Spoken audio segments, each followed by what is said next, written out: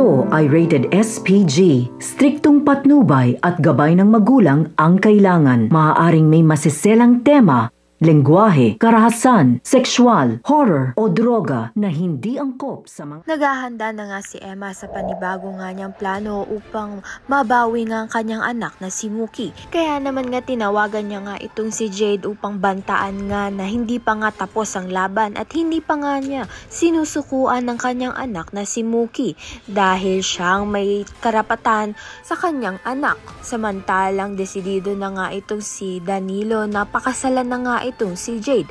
Ngunit wala nga siyang kapera-pera at si Jade pa nga mismo ang gagastos sa kanilang kasal dahil sa kagustuhan nga lang nito ni Danilo na pagsilosin nga itong si Emma at ipamukha lang kay Emma na hindi nga tama na iniwan nga sila nito ni Mookie. Ngunit wala na nga paki itong si Emma dito nga kay Danilo at kung sino pa nga ang mamahalin niya dahil ang focus nga lang nito ni Emma ay makuha nga itong si Mookie dahil alam naman ni Emma na mahal nga siya ni Logan at handa nga siyang itong pakasalan. At para kay Logan ay naghahanap nga lang siya ng tamang tiyempo at maayos na nga ang lahat dahil doon na nga siya magpo-propose kay Emma kapag nabawi na nga niya ang kanyang anak. Subalit mukhang na brainwash na nga ni Jade ng tuluyan itong ang si Mookie. Malalaman nga natin kung sasama pa nga kaya itong si Mookie kay Emma.